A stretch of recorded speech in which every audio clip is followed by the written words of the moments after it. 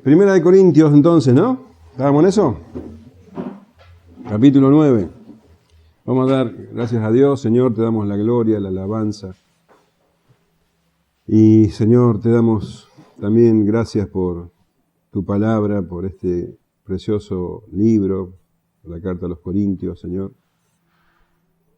Señor, te pido para que me des la gracia para ser claro, fiel y que podamos, Señor, profundizar en estas verdades tan hermosas. Que tu Espíritu Santo obre, Señor, en cada uno de nosotros, en cada corazón, para que podamos, Señor, ser transformados por tu palabra. Te damos toda la gloria siempre en el nombre de Jesús. Amén. Bueno, ustedes saben que el problema en la iglesia en Corintios era el desamor, la falta de amor. Ahí estaba la base de todos los problemas. Hay un pasaje en Filipenses, tan conocido, en el capítulo 2, que dice: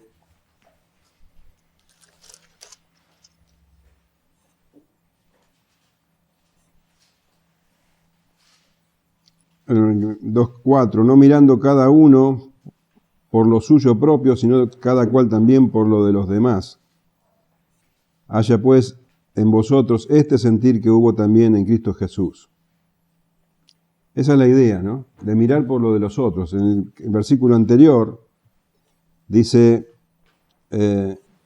nada hagáis por contienda o por vanidad, por vanagloria, antes bien con humildad, estimando cada uno a los demás como superiores a él mismo. Ese es el sentir que tuvo el Señor Jesús.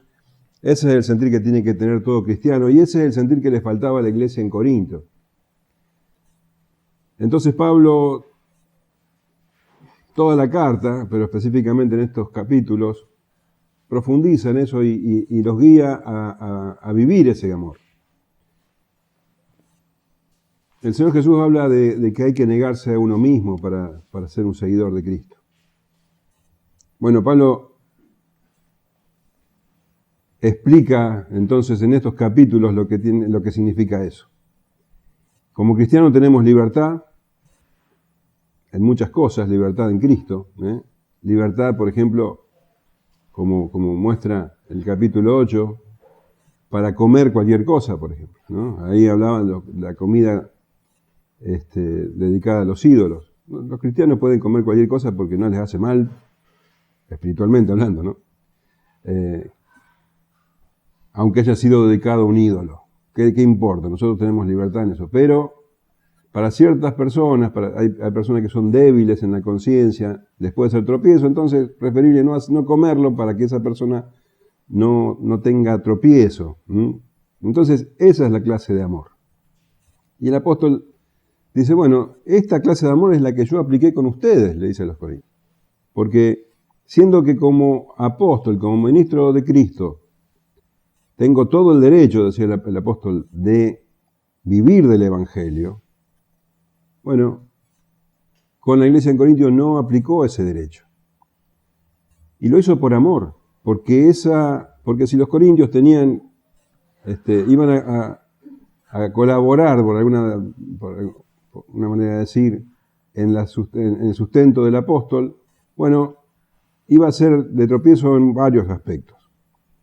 Para los que tenían más dinero era una manera de poder manipular al apóstol, y para otros tal vez era una sospecha de, bueno, que el apóstol podía hacer las cosas por codicia. Entonces él dice: yo no trabajé por mi cuenta, él construía carpas y no se valió de ese derecho, como tampoco, por ejemplo, se valía del derecho de casarse. Él tenía toda la libertad de casarse, pero él sabía que iba a exponer a la mujer a peligros, a una vida difícil. Entonces también él delega ese derecho. Bueno, ese es el mismo sentir entonces que leíamos recién en Filipenses. De estimar al otro como superior a uno mismo, no mirando por nuestro propio bien siempre, sino mirando también el bien de los otros. Y poner el bien de los otros como una prioridad. Esa es la idea. Entonces Pablo dice: bueno, yo con ustedes empleé este principio. Me negué a ciertos derechos, a ciertas libertades por amor a ustedes. Pero Pablo ahora les aclara que esto que les decía no tenía ningún otro interés. No estaba con esto que les decía reclamando algún tipo de dinero. Vamos a leer desde el versículo 15 en adelante. Y es muy importante porque ahora Pablo nos va a mostrar cómo era su manera de trabajar, de cumplir con la misión que Dios le había dado. Y a la vez es una manera, él también se pone como ejemplo en cómo debemos conducirnos nosotros en la vida, con todo aquello que Dios nos dio. Pero siempre tenemos que tener presente que nosotros somos administradores, mayordomos. No somos los dueños nosotros de nuestras vidas ni de lo que tenemos. Es Dios el dueño de todo. Y nosotros estamos en este mundo como administradores. Dios nos puso a nosotros como administradores. Yo como predicador del Evangelio soy administrador de estos misterios. Pero yo soy solamente un ministro. En mi casa, en tu casa, Dios te dio una familia, te dio esposa, te dio hijos, te dio lo que te dio, trabajo, lo que sea que te dio el Señor. Bueno, vos tenés que administrarlo con responsabilidad. Bueno, ahora Pablo nos va a enseñar cómo él hacía con esto. Vamos a leer. Pero yo de nada de esto me he aprovechado, ni tampoco he escrito esto para que se haga así conmigo. Porque prefiero morir antes que nadie desvanezca esta mi gloria. Pues si anuncio el Evangelio, no tengo por qué gloriarme, porque me es impuesta necesidad, y ay de mí si no anunciara el Evangelio. Por lo cual, si lo hago de buena voluntad, recompensa tendré. Pero si de mala voluntad, la comisión me ha sido encomendada. ¿Cuál, pues, es mi galardón? Que predicando el Evangelio presente gratuitamente el Evangelio de Cristo, para no abusar de mi derecho en el Evangelio, por lo cual, siendo libre de todos, me he hecho siervo de todos, para ganar a mayor número. Me he hecho a los judíos como judío, para ganar a los judíos. A los que están sujetos a la ley, aunque yo no esté sujeto a la ley, como sujeto a la ley, para ganar a los que están sujetos a la ley. Y a los que están sin ley, como si yo estuviera sin ley, no estando yo sin ley de Dios, sino bajo la ley de Cristo, para ganar a los que están sin ley. Me he hecho débil a los débiles para ganar a los débiles. A todos me he hecho de todo, para que de todos modos salve a algunos. Y esto hago por causa del Evangelio, para hacerme copartícipe de él. ¿No sabéis que los que corren en el estadio, todos a la verdad corren? Pero uno solo se lleva el premio. Corred de tal manera que lo obtengáis. Todo aquel que lucha, de todo se abstiene.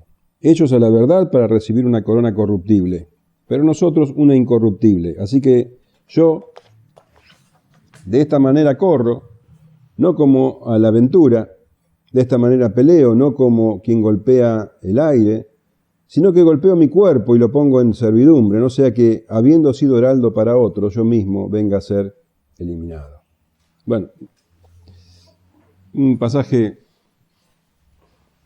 con mucha riqueza y muchas veces mal interpretado, mal entendido, así que vale la pena profundizar. Pero yo de nada de esto me he aprovechado, dice Pablo. Bueno, hablábamos de eso. Él dice, tengo muchos derechos en Cristo. Muchos derechos como apóstol, como ministro. Pero dice, yo no los he aprovechado. Los que hablábamos recién, ¿no? Él tenía derecho a que la iglesia lo sostenga, pero decidió no utilizar ese derecho. Tenía derecho a casarse, decidió no utilizar ese derecho. De nada de esto me he aprovechado, dice. Ni tampoco he escrito esto para que se haga así conmigo, porque prefiero morir antes que nadie desvanezca esta mi gloria. Pablo, por amor, estimaba las necesidades de los demás por encima de las propias, y él entonces dice, yo no me he aprovechado de esto, y siendo que en otras iglesias sí era sostenido, y de hecho había iglesias que lo sostenían a la distancia, Con la iglesia en Corintio él decidió no usar de ese derecho y trabajaba, ustedes saben, con Priscila y Aquila, construyendo carpas de cuero. Y en el capítulo 4, versículo 12, leemos, nos fatigamos trabajando con nuestras propias manos. Entonces, él realmente no había aprovechado de esto y dice, y ojo, no le estoy diciendo esto para que ahora empiecen a pagarme. Él dice, ni tampoco he escrito esto para que se haga así conmigo. No es el interés de Pablo andar buscando prosperidad. Su interés no estaba en el dinero. Su interés estaba en otro lado. Dice, prefiero morir, dice, antes que nadie desvanezca mi gloria. Habla de gloria, más adelante habla de recompensa y más adelante habla de galardón. Todo lo mismo. Galardón, recompensa, gloria tiene el mismo sentido. Ahora dice, prefiero morir antes que nadie desvanezca mi gloria. ¿Cuál será la gloria del apóstol? Si lees el versículo siguiente, parece que hay una contradicción, porque dice, pues si anuncio el evangelio, no tengo por qué gloriarme. ¿Cómo? Está diciendo que tiene gloria ahí, y después dice que no tiene de qué gloriarse. Bueno, esta contradicción desaparece cuando vos conocés al apóstol Pablo. Y más adelante se aclara del todo. Pero nosotros sabemos, él por ejemplo en esta misma carta, en el capítulo 1, versículo 31, dice, para que como está escrito, el que se gloríese en el Señor. Él entendía y enseñaba que nosotros no tenemos nada de qué jactarnos, de qué gloriarnos. En Gálatas, capítulo 6, versículo 14, él escribe, pero lejos esté de mí gloriarme, sino en la cruz de nuestro Señor Jesucristo, por quien el mundo me es crucificado a mí y yo al mundo. Entonces Pablo no se gloriaba de sí mismo ni de sus logros. No podía, porque comparado con el Señor Jesús, ¿qué logro tenemos nosotros? Entonces él, cuando lees ese versículo, parece que él se gloriaba de no cobrar dinero a los corintios. Pero esa no era la gloria de Pablo. No era la gloria un hecho que él pudiera hacer. La gloria de él, bueno, la vamos a dejar en suspenso. Vamos a avanzar y vamos a ver cuál es de esa gloria. Pues si anuncio el evangelio, dice, no tengo por qué gloriarme, porque me es impuesta necesidad. Y ay de mí si no anunciare el evangelio. Dice que Pablo que no tiene que jactarse, no puede gloriarse porque él anuncia el evangelio. Eso es lo que él hacía. Él anunciaba el evangelio. Él era un apóstol de Jesucristo y fue separado específicamente para anunciar el evangelio.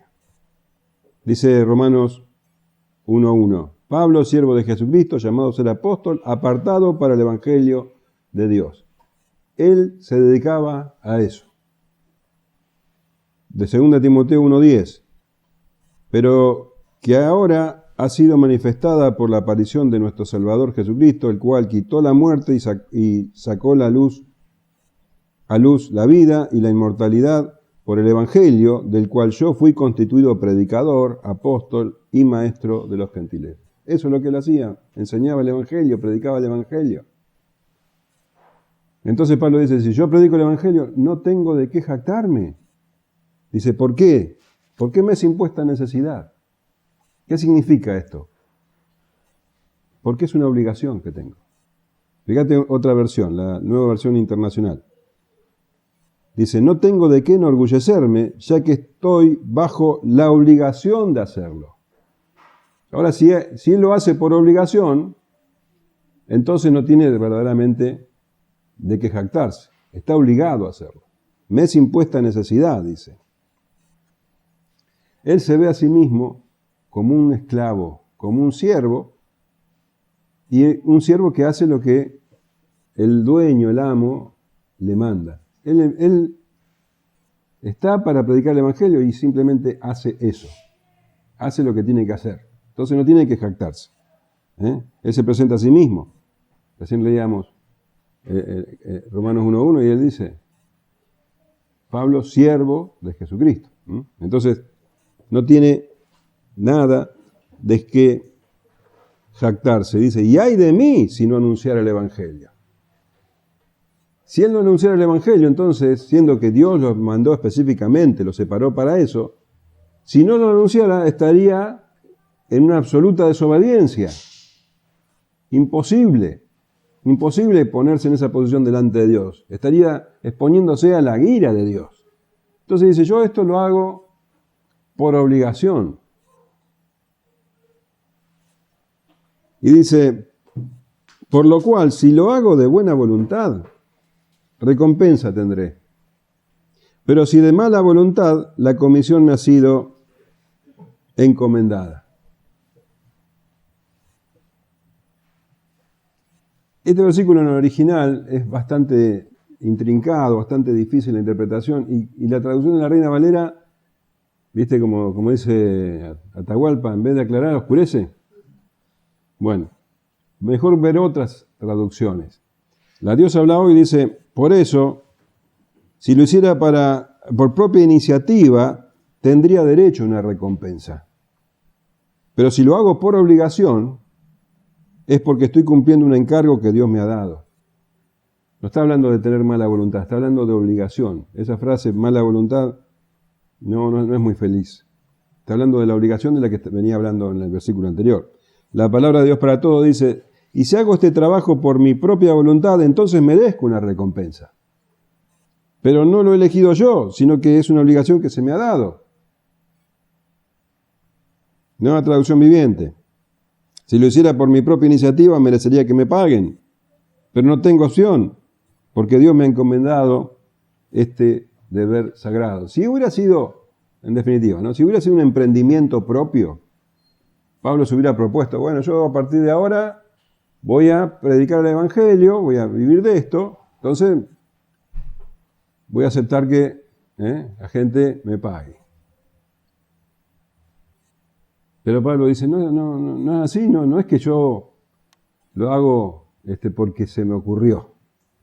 A mí, yo tengo la obligación de parte de Dios. Dios me llamó para esto.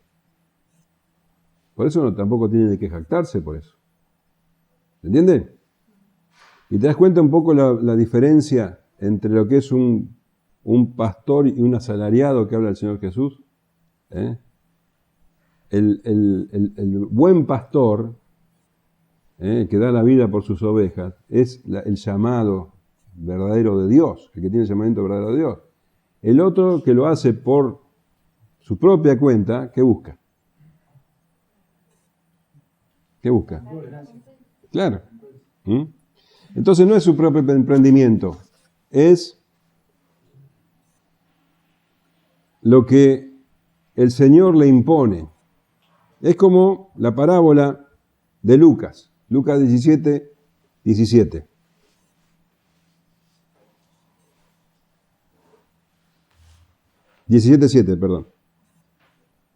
¿Quién de vosotros, teniendo un siervo que ara o apacienta ganado, al volver él del campo, luego le dice, pasa, siéntate a la mesa? ¿No le dice más bien, prepárame la cena, cíñete y sírveme hasta que haya comido y bebido? Y después de esto come y bebe tú. ¿Acaso da gracias al siervo porque hizo lo que se le había mandado? Pienso que no. Así también vosotros, cuando hayáis hecho todo lo que os ha sido ordenado, decid, siervo inútiles somos, pues lo que debíamos hacer, hicimos. O sea, lo que está diciendo Pablo es, yo hago lo que tengo que hacer, lo que me dice mi Señor. Entonces, no tengo de qué jactarme y tampoco tengo por qué andar buscando que se me reconozca. ¿Cuál pues es mi galardón? Dice Pablo. Y siempre la palabra galardón y recompensa es la misma palabra en el original. Mistos. ¿Cuál es pues mi recompensa? ¿Cuál es mi galardón? Que predicando el Evangelio presente gratuitamente el Evangelio de Cristo para no abusar de mi derecho en el Evangelio. Hoy decía que él prefería morir antes de que se le despoje de su gloria. Ahora dice que Él tiene galardón, su gloria, su galardón es esto. No el hecho de predicar gratuitamente como una buena obra, miren qué bueno que soy, yo predico gratuitamente, sino que por el hecho de predicar el Evangelio gratuitamente, sin tener compromiso con ningún hombre, entonces él tiene derecho a predicarle a cualquiera. Nadie le puede decir, bueno, con esto no te metas, con esto no te juntes, porque él es libre para hacer eso, no tiene compromisos con nadie. Que predicando el Evangelio presente gratuitamente el Evangelio de Cristo para no abusar de mi derecho en el Evangelio. Él tiene derecho de ser sostenido por la iglesia, pero dice acá la palabra abusar en realidad es mal usar. Y es lo que venía hablando ya en el capítulo anterior. Él no iba a usar ese derecho para hacer tropezar a otros. Entonces, en ese sentido, mal usar. Algo que está bien, se puede usar para mal. Entonces, él dice, yo no ejercí este derecho con ustedes para estar completamente libre de todos.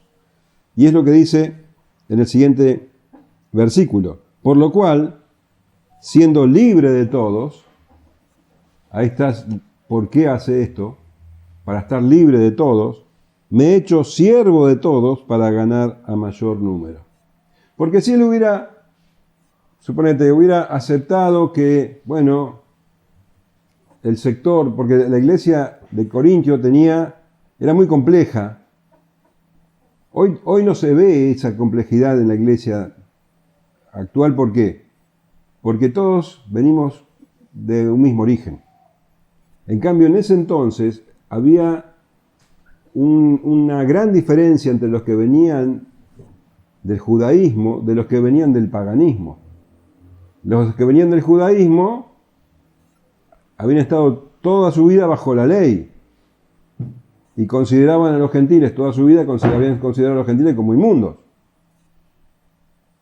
Los que venían del paganismo nunca estuvieron bajo la ley, entonces podían aceptar más fácilmente la libertad en Cristo. Era una iglesia compleja. Si él hubiera, por ejemplo, aceptado dinero, por ejemplo, acuérdense que una iglesia que no tenía amor, de los judíos, bueno, él no se podía haber juntado con los gentiles tal vez, por poner un ejemplo, o al revés. Le hubieran puesto, o sea, hubieran usado eso para presionarlo, y Pablo dice, yo estoy libre, no tengo compromiso con nadie, entonces yo puedo predicar el Evangelio a todos, a judíos, a gentiles, no tenía problema con nada. Entonces, él ahora, siendo libre de todos, podía voluntariamente ser siervo de todos, podía servir a todos. Porque esa es la función de un ministro, servir, ser siervo, no mandar. Entonces él dice, bueno, yo no debiéndole nada a nadie, predicando gratuitamente el Evangelio, yo puedo, entonces me he hecho siervo de todos para ganar a mayor número. Él entonces cumplía literalmente lo que el Señor Jesús había mandado y quien el Señor Jesús era el mayor ejemplo. Fíjense en Mateo 20:25, dice, sabéis que los gobernantes de las naciones se enseñorean de ellas y los que son grandes ejercen sobre ellas potestad. Mas entre vosotros no será así, sino que el que quiera hacerse grande entre vosotros será vuestro servidor, y el que quiera ser el primero entre vosotros será vuestro siervo, como el Hijo del Hombre no vino a ser servido, sino para servir y para dar su vida en rescate por muchos. Entonces, en el reino de Dios, no es más importante el que manda, sino el que sirve. Esa es la idea. Y Pablo, entonces, había hecho esto, se había privado de ese derecho para poder servir a todos con más libertad. Había entonces 3 grupos problemáticos en la iglesia de Corinto: los judíos, los gentiles y los débiles. Vamos a ver entonces. Dice, me he hecho a los judíos como judíos, para ganar a los judíos. A los que están sujetos a la ley, aunque yo no esté sujeto a la ley, como sujeto a la ley, para ganar a los que están sujetos a la ley. Bueno, nosotros sabemos que Pablo era judío de nacimiento. Fíjense lo que dice en Filipenses 3:5. Circuncidado al 8º día, del linaje de Israel, de la tribu de Benjamín, hebreo de hebreos. En cuanto a la ley, fariseo. En cuanto a celo, perseguidor de la iglesia. En cuanto a la justicia que es en la ley, irreprensible. O sea, si había un judío, judío era Pablo, el mayor de los judíos. Sin embargo, camino a Damasco, ustedes saben, que iba nada más ni nada menos que a perseguir a cristianos. Ahí se encontró con el Señor Jesús y tuvo un cambio radical en su vida, nació de nuevo. Y todo eso que para él era tan importante hasta ese momento dejó de serlo. Y continúa entonces el pasaje de Filipenses diciendo: pero cuántas cosas eran para mí ganancia, las he estimado como pérdida por amor a Cristo. Y ciertamente aún estimo todas las cosas como pérdida por la excelencia del conocimiento de Cristo Jesús, mi Señor, por amor del cual lo he perdido todo y lo tengo por basura para ganar a Cristo.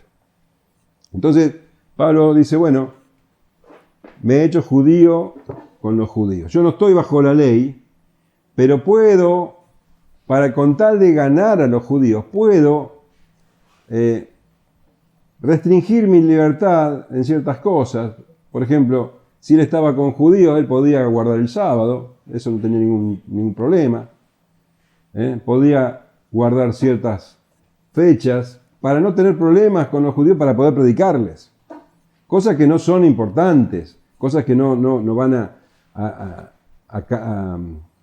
confundir a nadie. Entonces él podía observar esas cosas estando con judíos. De hecho, acordate que él, por ejemplo, iba a salir con Timoteo, se le iba a sumar en el viaje misionero, ¿te acordás? Timoteo tenía madre judía y el padre era gentil. Pero en ese viaje iban a predicarle a los judíos, iban a ir a las sinagogas. Entonces, ¿qué le recomendó Pablo a Timoteo? Y lo mejor que podés hacer, Timoteo, circuncidate, así podés entrar en la sinagoga. Si no, te tenés que quedar afuera. Entonces, por amor a los judíos, le recomendó eso. Pero no era que Pablo le decía a todos circuncídense. No, para nada. A este caso especial. Más adelante vemos, por ejemplo, en el capítulo 16 de 21 de Hechos, que él para poder entrar en el templo, bueno, se hace unos baños con unos nazareos, ahí una purificación, todo para demostrar que él no estaba en contra de la ley y poder entrar en el templo.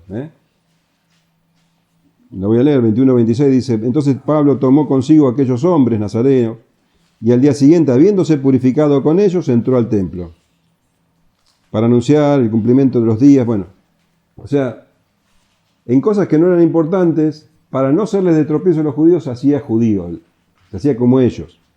También hacía lo mismo con los gentiles. Dice: a los que están sin ley, como si yo estuviera sin ley, no estando yo sin ley de Dios, sino bajo la ley de Cristo, para ganar los que están sin ley. Fíjate que cuando habla de los judíos dice: yo no estoy sujeto a la ley. En el versículo 20 dice: aunque yo no esté sujeto a la ley. Ahora, cuando habla de los gentiles dice: yo tengo una ley igual, Yo no estoy sujeto a la ley de Moisés, pero tengo una ley de Dios. ¿Qué está diciendo Pablo? Bueno, a ver, los que están sin ley obviamente se refiere a los gentiles.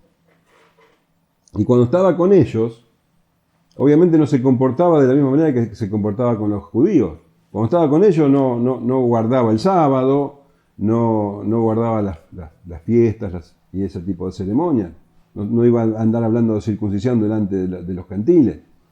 Ahora estamos hablando de cosas secundarias, de cosas que no tienen una importancia mayor. No estamos hablando de pecado. No vemos que acá Pablo dice: bueno, yo con los ladrones me hice ladrones, con los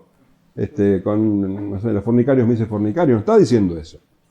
Él está hablando de cosas que son secundarias, como para poder comunicarse, para poder entrar en comunión con las personas. Pero no tiene que ver con el pecado. Él siempre pone ese límite, ¿no es cierto? ¿Se entiende esto? Y dice, no estando yo sin ley de Dios, sino bajo la ley de Cristo. Cuando habló de los judíos dice que no estaba bajo la ley. Ahora habla de que sí está bajo una ley. ¿Cómo es esto? Bueno, recién decíamos que Pablo era judío de nacimiento. Y recién leíamos en Filipenses que era recontra judío. El más judío de todos, obediente a la ley, irreprensible, dice. ¿Por qué? Porque él entendía que obedeciendo a la ley encontraba la salvación. Eso es lo que entendían el pueblo de Israel. Pero resulta que esto es imposible. Lo que hace la ley es marcarte tu imposibilidad de alcanzar la salvación por tus propios medios. La ley tiene propósito de hacerte ver qué gran pecador que sos y cuán necesitado estás de salvación, de que venga un Salvador para salvarte justamente. Entonces, él conoció ese tipo de ley y cuando camino a Damasco conoció al Señor Jesús, fue libre de la ley. Ya no estaba bajo la ley. Y eso es lo que ocurre con cada cristiano. Cuando nosotros conocemos a Cristo, ya no estamos bajo la ley. No tenemos que cumplir con cada mandamiento para ganarnos la salvación. Ya Cristo hizo todo. Nosotros por fe en Cristo somos salvos. Pero ¿qué pasa? ¿Hacemos lo que se nos ocurre? No. ¿Por qué? Porque ahora respondemos, como Pablo dice, a una ley superior, a la ley de Dios. No cumplimos la ley por temor.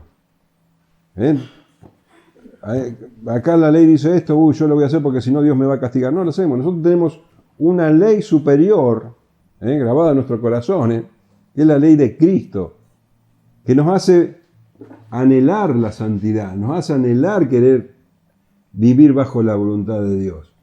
Esa es la ley superior a la que nosotros estamos sujetos. Por eso Pablo dice, yo no es que estoy sin ley, estoy bajo la ley de Dios, la ley de Cristo. ¿Y cuál es la ley de Cristo? La ley de Cristo es el cumplimiento del amor, con mayúsculas. Fíjate, por ejemplo, Mateo 7:12. El Señor Jesús dice, así que todas las cosas que queráis que los hombres hagan con vosotros, así también haced vosotros con ellos, porque esto es la ley y los profetas. Así es como hay que entender la ley. No una serie de mandamientos que si yo dejo, no. Yo tengo que directamente pensar en el otro como superior a mí mismo, así como lo que está diciendo Pablo ahora, el amor. ¿Cómo me gusta a mí que me traten? Así tengo que tratar al otro. Romanos 13:8 dice, no debáis a nadie nada, sino el amaros unos a otros, porque el que ama al prójimo ha cumplido la ley. Esa es la ley de Cristo.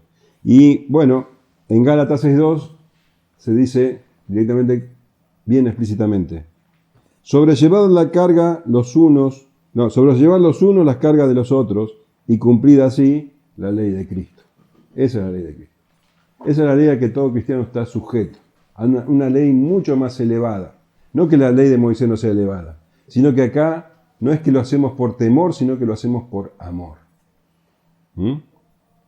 Entonces, con los judíos se hacía judío, como judío, con los gentiles se hacía como los gentiles, y aún con los débiles de conciencia. ¿Quiénes son los débiles de conciencia? Son aquellos cristianos que tienen demasiados escrúpulos en ciertas cosas que no son importantes. Ya lo hemos visto. Por ejemplo, lo que hablábamos de aquellos que dicen, no voy a comer eso porque es pecado, no le agrada a Dios. Y vos tenés toda la libertad de comer eso. Bueno, pero a esa persona le significa un tropiezo si te ve a vos hacerlo, porque todavía es débil. Todavía no tiene conocimiento. Entonces vos, para no hacerle tropezar, no hacerlo confundir, ¿qué haces? No comes. Entonces Pablo dice, yo con los débiles me hago débil también, para no hacerlos tropezar. Me he hecho débil a los débiles para ganar a los débiles. A todos me he hecho de todo para que de todos modos salve a algunos. Entonces la intención de Pablo es, no le debo nada a nadie, no tengo compromiso con nadie, entonces yo puedo predicarles a todos. Me hago siervo de todos. Sean judíos, sean gentiles, sean débiles, yo puedo llegar a todos, con el propósito de que finalmente algunos sean salvos. Él dice, para que de todos modos salve a algunos, no es Pablo quien salva. El único que salva es Dios, pero él se ofrece su vida, él ha sido llamado para instrumento de Dios. Esta es la estrategia que tenía Pablo para cumplir con su ministerio, con su misión en la vida. Entonces, esta es la forma también en que debemos nosotros también actuar con los que no creen. Tenemos que ser astutos y mansos, dice el Señor. No quiere decir que nosotros tenemos que mezclarnos con el pecado. Nosotros tenemos que ser permeables a las ideas del otro para poder entenderlo y poder llegar a él. Fíjate que este evangelio de Pablo no tiene que ver con entregar tratados, no tiene que ver con, 5 preguntas que te hago en la calle, no tiene que ver con eso, tiene que ver con involucrarse con las personas.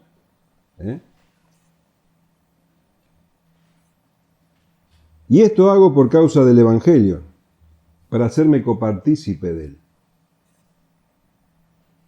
Las personas que, vos lees esto y decís, entonces Pablo, la verdad, pobre, está viviendo una vida de negación, se niega a todo.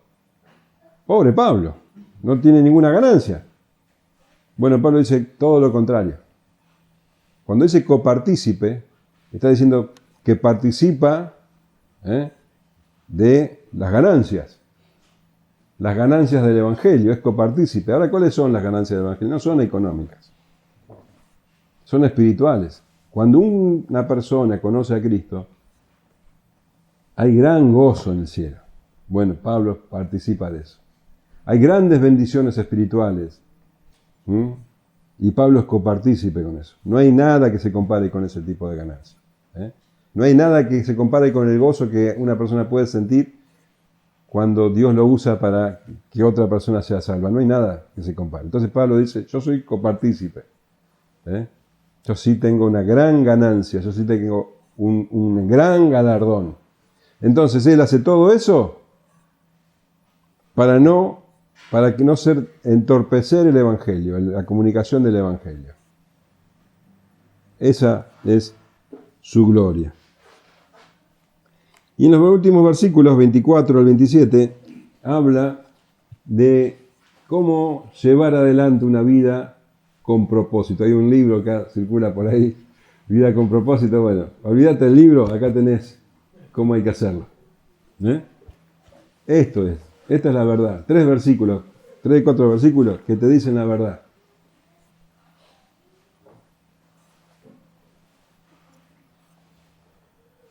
¿No sabéis que los que corren en el estadio, todos a la verdad corren, pero uno solo se lleva el premio? Corred de tal manera que lo obtengáis. ¿Sabes que Corinto estaba a 13 kilómetros de un lugar, supongo que sería un pueblo, un paraje, isma, donde se celebraban los Juegos Ístmicos. O sea, nosotros conocemos los Juegos Olímpicos. Los Juegos Olímpicos llegaron hasta hoy. Los Juegos Olímpicos en la antigüedad eran los más importantes de todos, en todo el mundo antiguo. Venía gente de todos lados. Se celebraban en Atenas. Pero segundo en categoría estaban los Juegos Ístmicos. O sea que eran tremendamente importantes también en el mundo antiguo. Y también venía gente de todos lados. No coincidían en las fechas para no competir, pero cada 2 años en Corintios, a 13 kilómetros de Corinto, se celebraban estos Juegos Ístmicos. Entonces, Toda la ciudad estaba muy enterada, muy compenetrada en todo lo que tenía que ver con estos juegos. Todos sabían, bueno, de corredores, de carreras de velocidad, de esto, que lo otro. Como vos estás enterado ahora del mundial, ¿viste? Bueno, lo mismo pasaba en Corinto. Por eso Pablo usa un ejemplo que todo el mundo conoce. Y él dice, ¿no sabéis que los que corren en el estadio, todos en la verdad corren, pero uno solo se lleva el premio? Corred de tal manera que lo obtengáis. Pablo está hablando entonces de los corredores, que realmente dice, todos en la verdad corren. Imagínate vos estos corredores cómo se preparaban para correr. No eran personas que lo hacían así nomás. Todos se preparaban, todos corrían con la mayor seriedad, pero uno solo se lleva el premio. Bueno, Pablo dice, bueno, ustedes tienen que correr de la misma manera. Está comparando la vida del cristiano con un corredor de carrera. No está diciendo que solamente uno se lleva el premio, un solo cristiano se lleva el premio y los demás todos se quedan atrás. No, está diciendo que hay que correr de esa manera, buscando obtener el premio. Esa es la manera en que un cristiano tiene que vivir.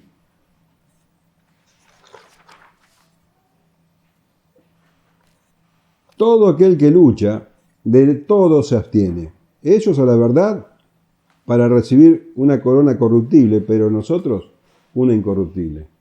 Todo aquel que participa en la carrera, acá dice lucha, la palabra lucha es agonizomai en griego, agonizomai, de donde viene la palabra moderna, castellana, agonizar.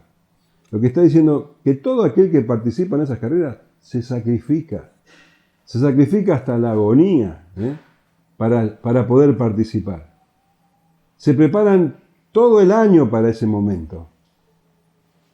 Y dice, todo aquel que lucha, de todo se abstiene. Vos fíjate que un corredor realmente tiene que abstenerse de comidas, de bebidas, de placeres. Tiene que dedicarle mucho tiempo a eso.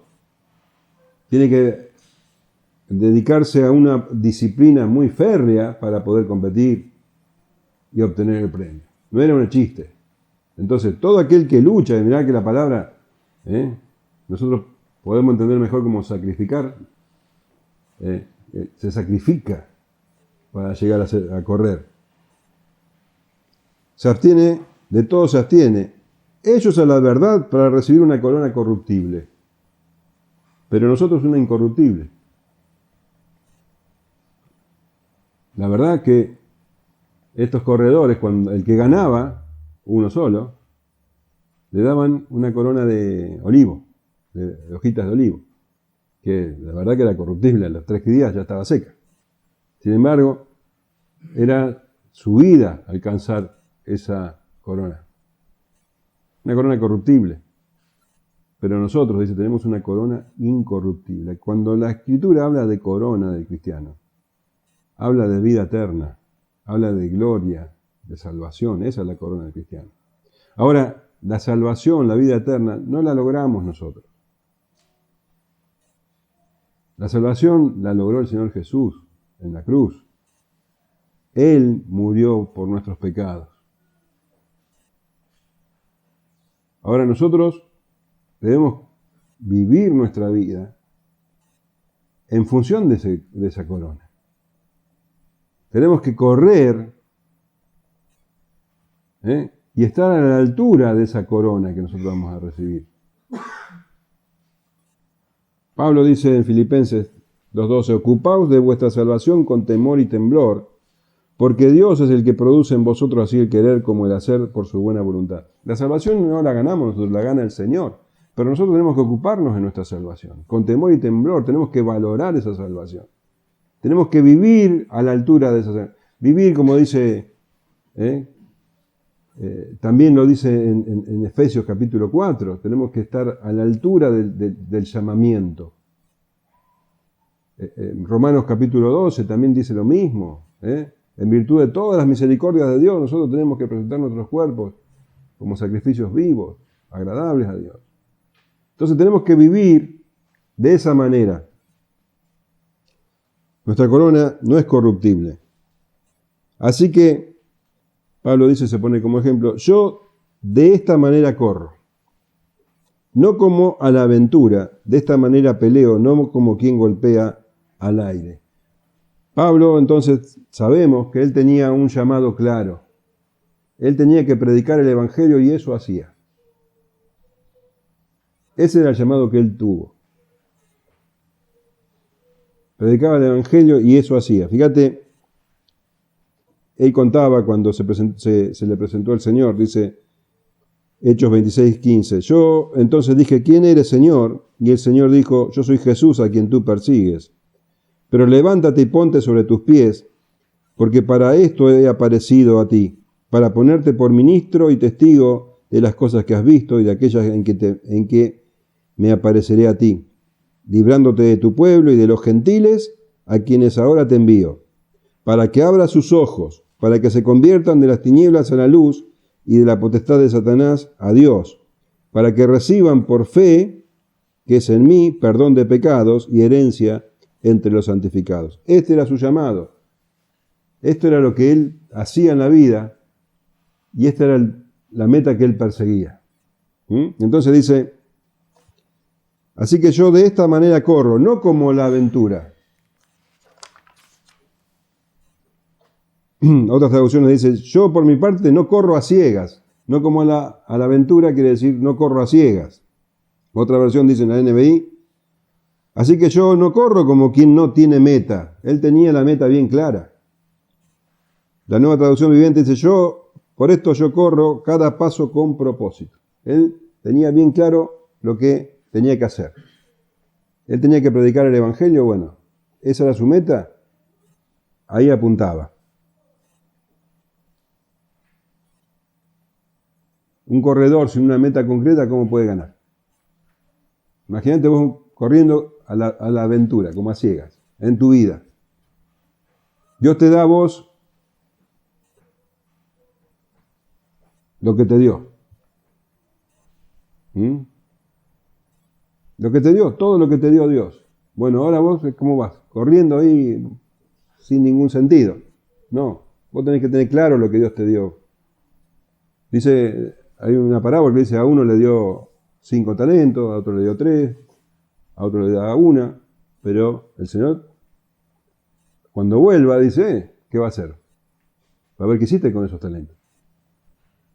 Talento es la familia, talento es el trabajo, talento es la función que Dios te dio como siervo.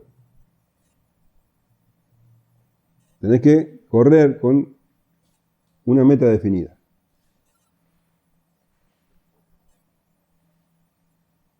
Filipenses 3:13 dice Pablo, hermano, yo mismo no pretendo verlo ya alcanzado, pero una cosa hago, olvidando ciertamente lo que queda atrás y extendiéndome lo que está adelante, prosigo a la meta, al premio del supremo llamamiento de Dios en Cristo Jesús. Hacia adelante, bien clara la meta. Y dice, yo corro así, no como la aventura. De esta manera peleo, ahora se compara con un boxeador. De esta manera peleo, no como quien golpea al aire. Ahora imagínate un boxeador, tiene un contrincante ahí y tira trompadas al aire. El otro boxeador, ¿qué va a hacer? Donde él le erró la trompada, le pega el contragolpe y lo voltea. Es así. Entonces Pablo dice, yo no peleo así. Cada golpe que yo doy es certero. Podemos decir, cada paso que da tiene un propósito. Va hacia esa meta. No tira tiros al aire. Es certero, tiene un propósito, lo hace. Pablo dice, bueno, así como el corredor se tiene que abstener de un montón de cosas, tiene que hacer sacrificios, yo también. Dice, sino que golpeo mi cuerpo y lo pongo en servidumbre, no sea que habiendo sido heraldo para otro, yo mismo venga a ser eliminado. No está diciendo que hay que pegarse en la espalda, no es literal. Él dice, yo tengo que negarme un montón de cosas, tengo que sacrificarme para alcanzar esa meta. Bueno, si no tengo que comer carne para que no hacer tropezar a alguno, no como carne.